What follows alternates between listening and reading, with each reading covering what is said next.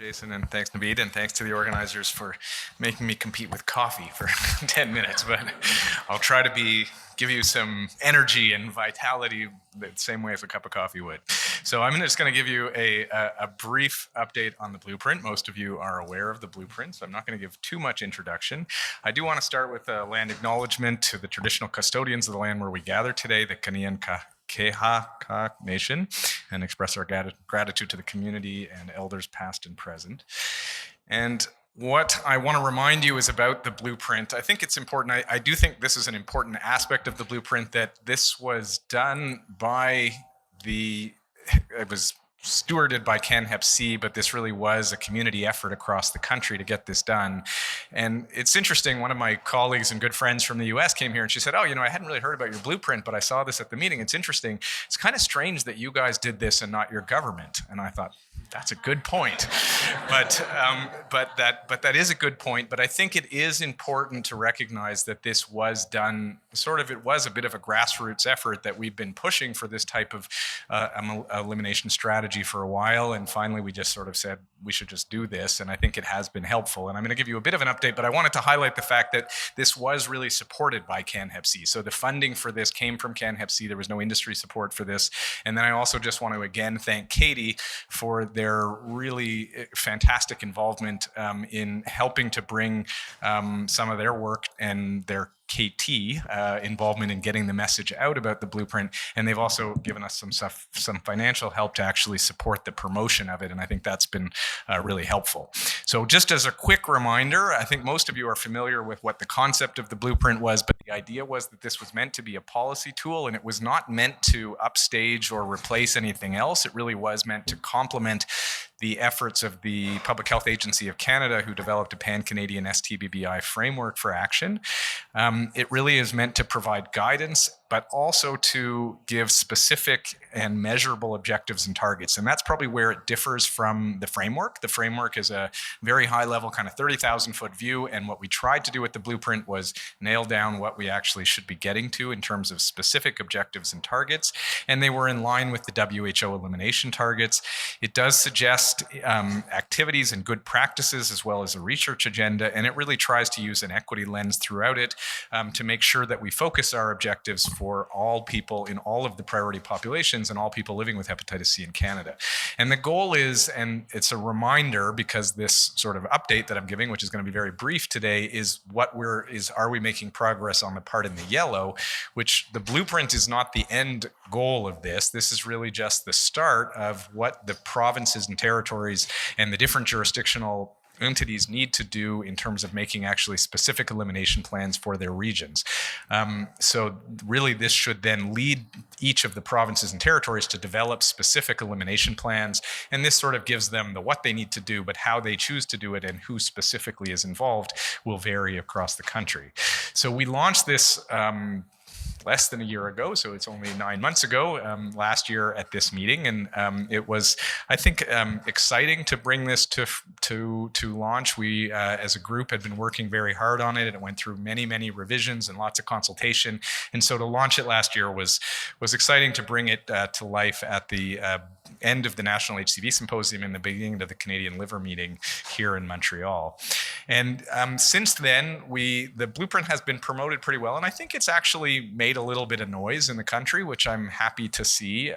We thank you to all of those who are better tweeters than I am, that this has had a strong presence on social media when it came out and subsequently.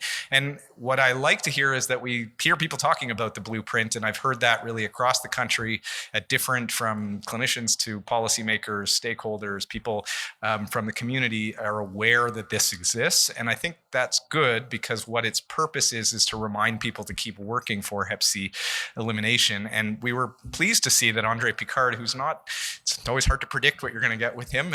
He's a very good health writer for the Globe and Mail, but you don't know which side of things he's going to come out on. And we didn't actually ask him to write this article, this op-ed, but he put out an op-ed in July, and it was really quite favorable to our efforts, and also called on the country and sort of asked the same question that Mandana asked me earlier today. Why did it take the community doing this rather than the government driving this effort, and really push the envelope to say we have the blueprint, but now we actually need the elimination plans. So why did we do it? Well, we know why we did it. We know that we've been struggling to be on track. This is a list of countries and when they're expected to reach elimination, and things don't look so good, or at least they didn't last year when this was presented. So we have lots of work to do. Well, nice to see that we are starting to make a little bit of progress. So these are some very recent data, sort of hot off the press or in press, that have come from, as always, the BC CDC and their testers cohort and all the great work that they do, so led by Naveed and Mel and all of their colleagues, and looking at modeling what we will do. Will we actually be on track to elimination?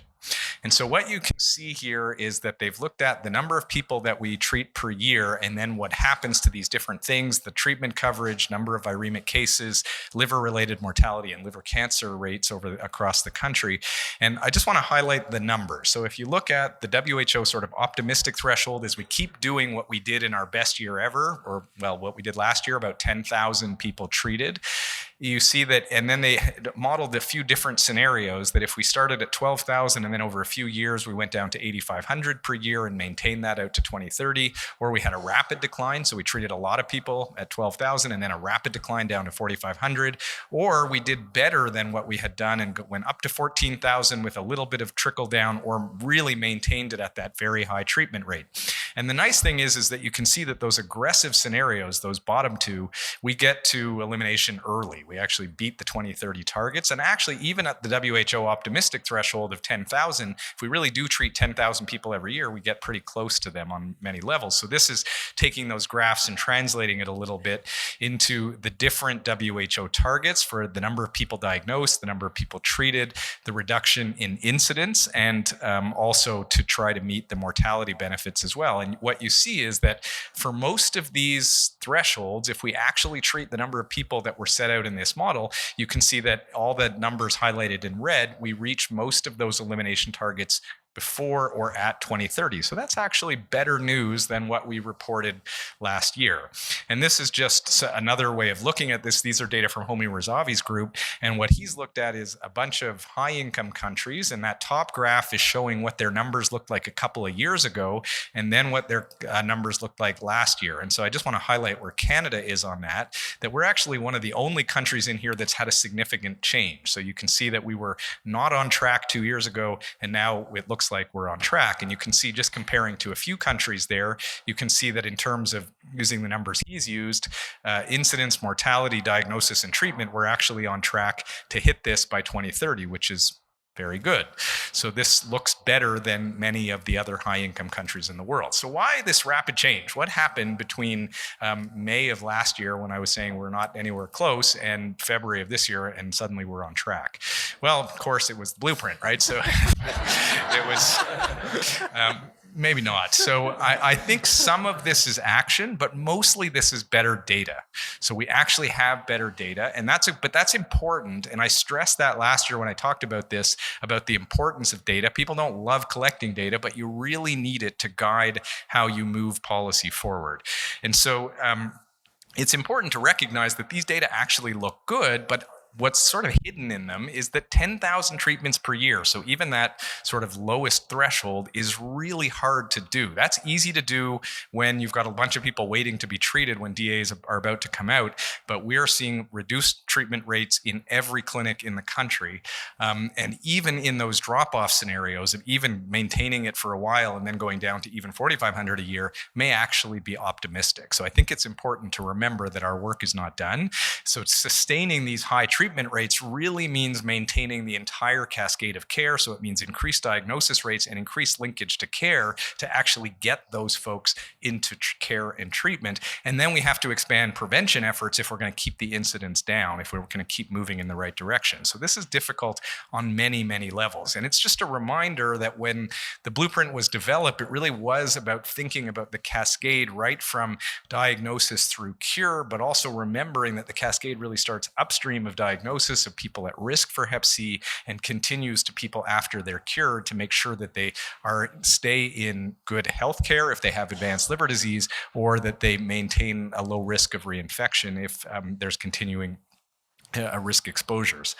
So the good thing is, I think we've made a little bit of strides since last year, and I was heartened to see that the Public Health Agency of Canada organized this meeting very recently, just last month, that was driven by Sean Rourke and by the Public Health Agency, called Knowledge Exchange Forum on STBBI Testing and Linkage to Care, Reaching the Undiagnosed.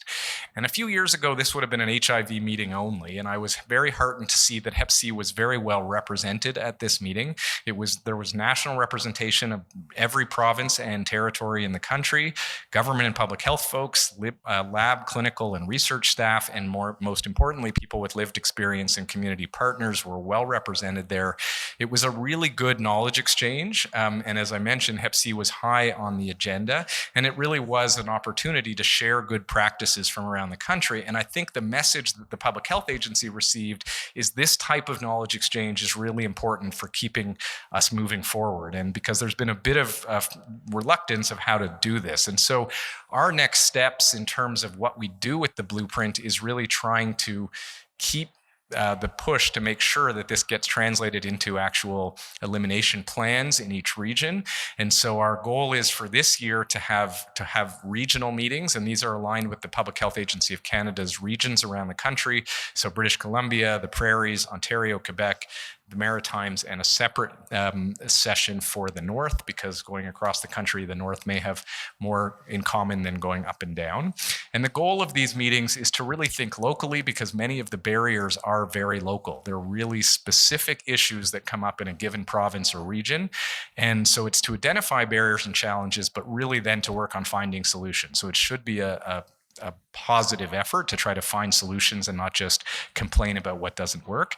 And then with this, to then take this to develop regional and provincial plans. And I'm very heartened to see that some provinces are really far along on their way to developing plans, British Columbia, Alberta, and Newfoundland, to name a few. And there are a few other countries that are starting to make provinces that are starting to make some progress. So then we will hopefully follow that up a year following with a national Blueprint Elimination Summit, which we hope to host in 2021. And this will really aim to track progress across the country, which allows us both to report back to the WHO, because we've committed as a country to meet these elimination targets. But I would actually say more importantly, it allows us to report back to ourselves on the progress that we're making.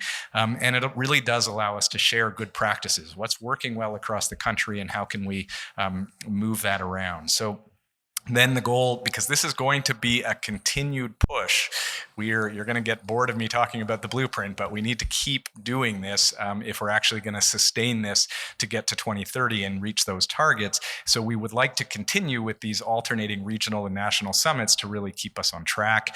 And so I just want to remind all of you that there is a long road ahead here. This is not simple, and we're not going to get there without really sustained effort. And I can already tell you at the liver disease meetings, Hep C is starting to move a little bit to the second tier in terms of the interest of a lot of the people attending. We can't let that happen, because if it happens, all of this work that we've been doing is going to be for naught. So we really have to stay focused, keep both feet on the gas, and hopefully we will make progress towards elimination. And I just want to again acknowledge particularly Lorraine for all of her amazing help in getting the blueprint put together. And I will also just put a little plug to say that if people do want written copies of the blueprint, Katie has supported printing a number of these, and you can access them by requesting them online. Don't overwhelm them. So please, they're costly to print, so please request them if you're going to use them for something or if you want one. But if these are paperweights on your desk, that's not a good use of them. But I'll finish with that and be happy to take any questions. Thanks.